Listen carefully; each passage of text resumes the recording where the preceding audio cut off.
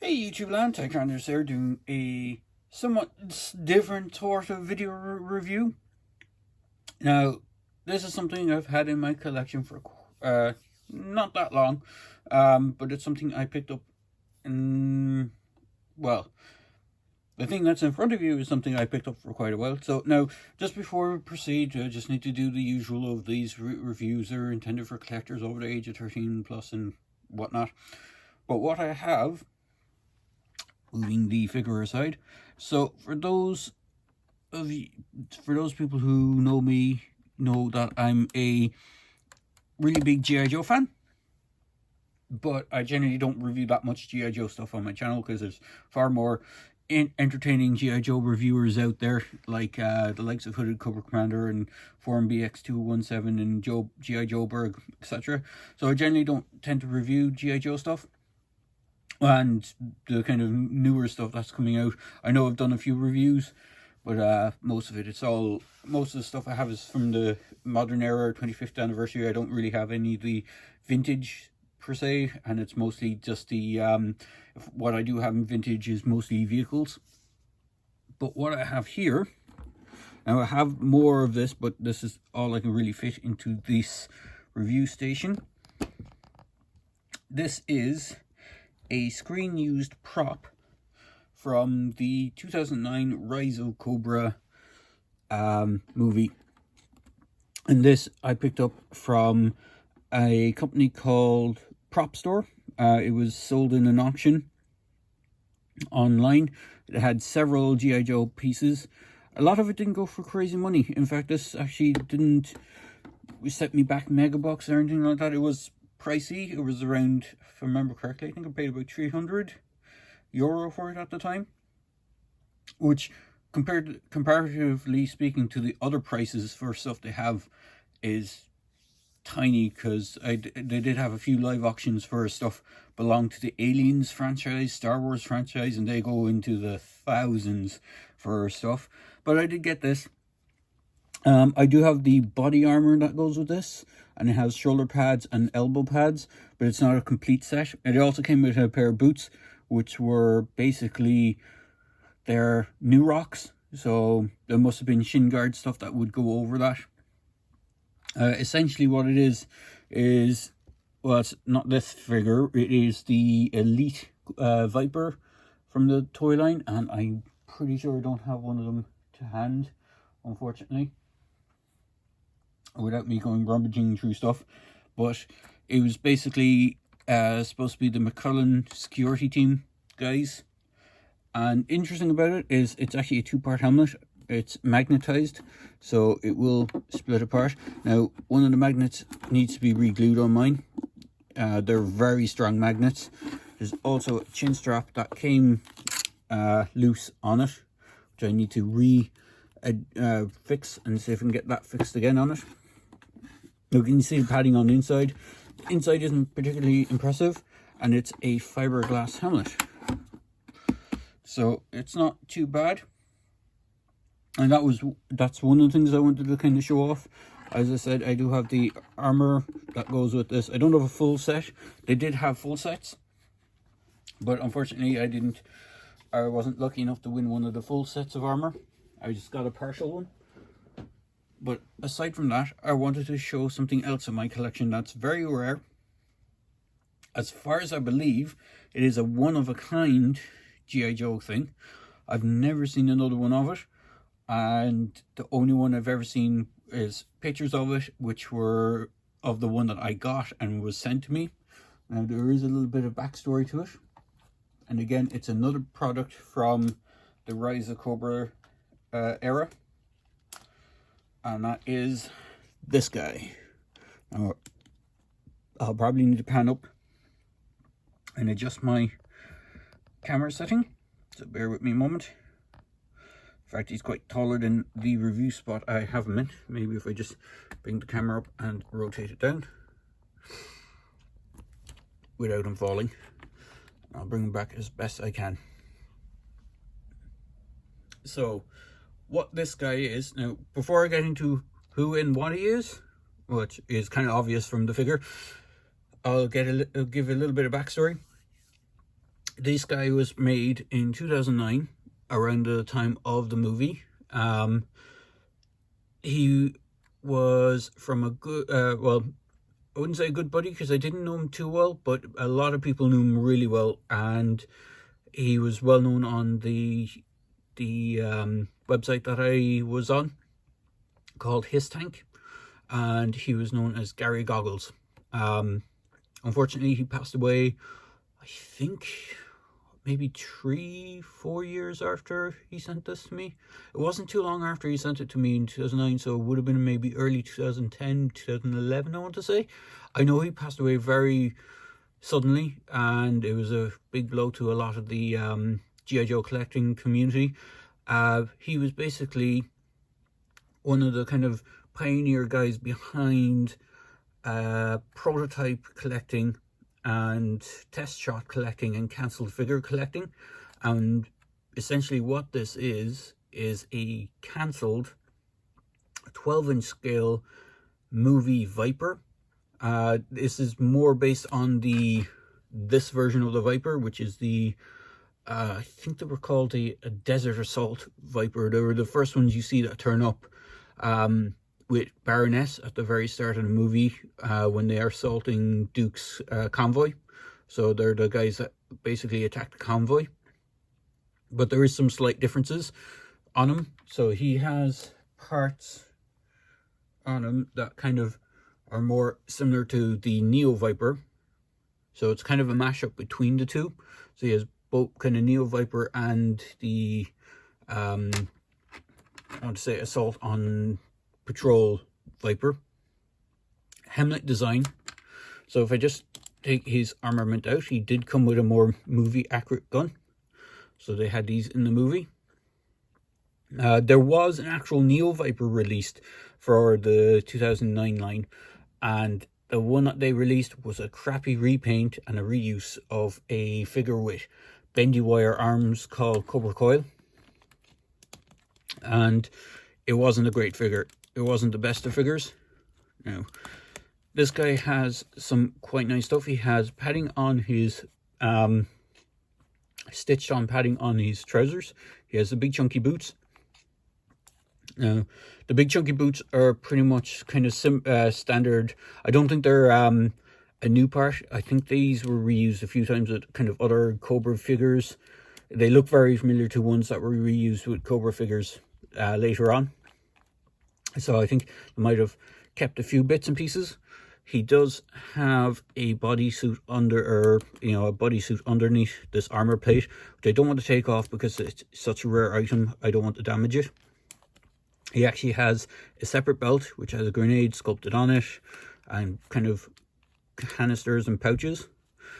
He would have had quite a lot of articulation, arms, full rotation, elbow joints. He even would have had the trigger finger style hands. So his trigger finger was a separate piece to the rest of his digits, and then his hands would have in and out, and I think is up and down then.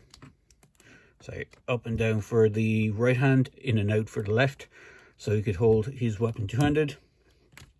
And his head was all on ball joint. If I flip him around to the back, I'm not sure if it's visible on camera, but you can see that there is a marking on here that would have indicated the production sample, or where is, I think it's a Y16 or something, kind of hand scrope into the back of the head. As I said, this is the only one I've ever seen. It was, when I got this, it was packaged. Unfortunately, the packaging that it came in was reuse of a Play-Doh package. And at the time, I wanted the actual figure because I thought it was such a cool figure. I really liked the design of the Neo Vipers and the Vipers from the film. So in my, I'd say, youth, I ended up taking him out of the packaging. So he did come in a sample box packaging as well that would have emulated the look of the G.I. Joe Rise of Cobra boxes, but instead of actually being Rise of Cobra logos and stuff, it was just a reuse of Play-Doh.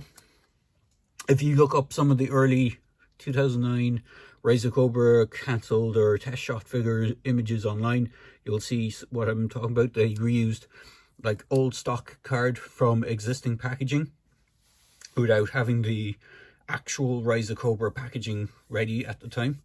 So that's where that came in.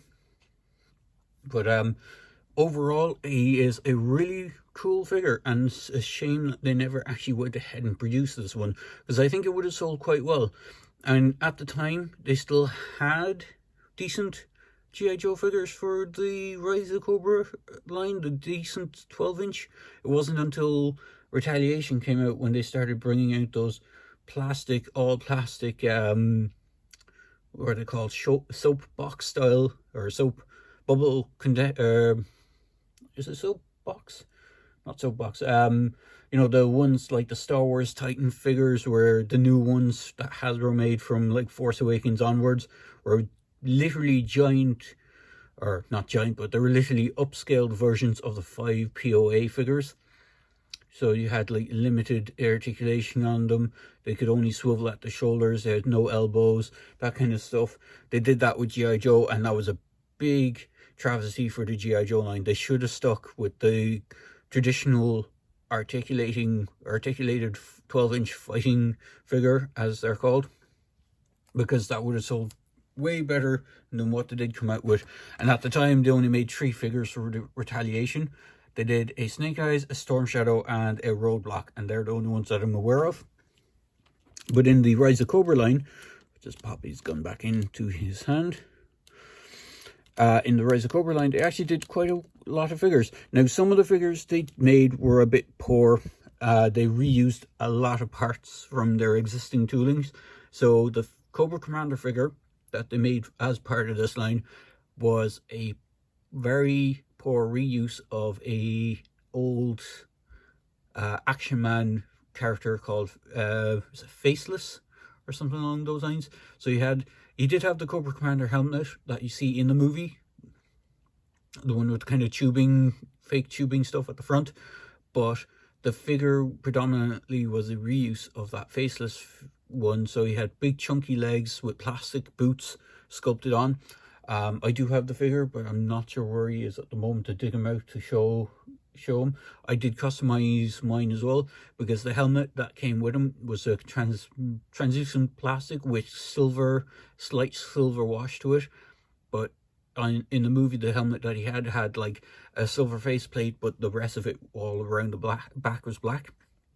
They made a Destro figure, which actually was quite a good figure. It was basically Destro in a business suit, and he had the kind of more,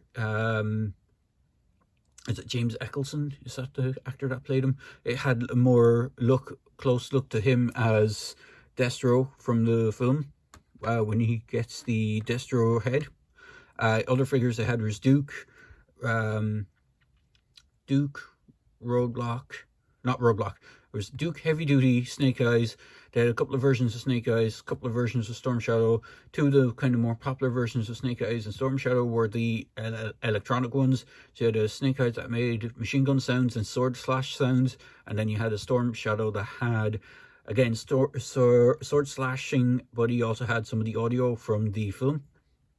They did a Baroness figure, which was an exclusive to San Diego Comic-Con, or was it JoeCon? I think it was a joint exclusive. So that was the only way they could get a Baroness figure out. Again, going back to the time when they were like, oh, female characters won't sell well, even though Baroness was kind of a major character in the film.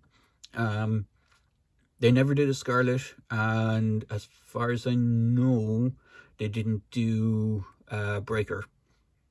So they didn't do the full team from the Joe movie. They just did a couple of the main characters. They did do a Ripcord, and I think they did 2 versions of him. I know there's one version of him where he has the kind of training armor with the black and silver, and I think they did a matching Duke with that. But the other Duke they did was a desert style Duke with a kind of beanie hat. So unfortunately, I never picked up any really much of that line. But as far as I know, they did sell quite well. Oh, and they did a Hawk as well, General Hawk. And the General Hawk, I'm pretty sure they did a General Hawk. I'm not 100% sure, because I've seen a figure of him. and it was a prototype of it, so it was just in all skin tone. The figure was, as this guy was cast in all black, and I'm pretty sure they would have added paint apps to this guy later on, which is another thing. I think they would have added kind of paint apps to match up this kind of slightly metallic purple, which would have made him pop a bit better than as he currently stands. But overall, they had a few figures in the range, most of which I think you can see on yojo.com. Some are not even on there, so it's just a hit or miss if you go searching for them to see what you can find. But I just wanted to share this really cool figure of him. Now, I would love to see if anyone else in my comments or anyone else who watches my channel knows of another one of these. Be something I'd be curious about, because as I'm aware, I'm the only one who has one of these, and it was due to Gary being so nice at the time. When I saw it up in his tank, I kind of messaged him going, "Oh, I'd love to get one of those. Is there any way I can get one?" And he just sent it to me out of kindness of his heart. He didn't even ask me for anything for it. He just sent it to me, and that was the kind of chap he was. So, you know, he was a real good, strong pillar in the community for G.I. Joe, and he will be he is sadly missed. But as I said, I would like to know if anyone else has one of these guys. It would be interesting to find out how many were actually not really produced, but how many made it to a kind of a sample stage. So there you go, guys. It's something of a different style video for a change. As I said, I don't really do much in the line of G.I. Joe stuff on my channel, because as I said, there's more competent and more entertaining reviewers out there. So I do hope you like this small tidbit of G.I. Joe nostalgia and G.I. Joe. Even if you didn't like the film, I know a lot of people hated on the Rise of Cobra film. It wasn't like, it's not my G.I. Joe kind of type thing. I still enjoyed it, and I still liked some of the character designs. So it's the same in my videos. Please feel free to like, comment, and subscribe to my channel. Cheers, guys.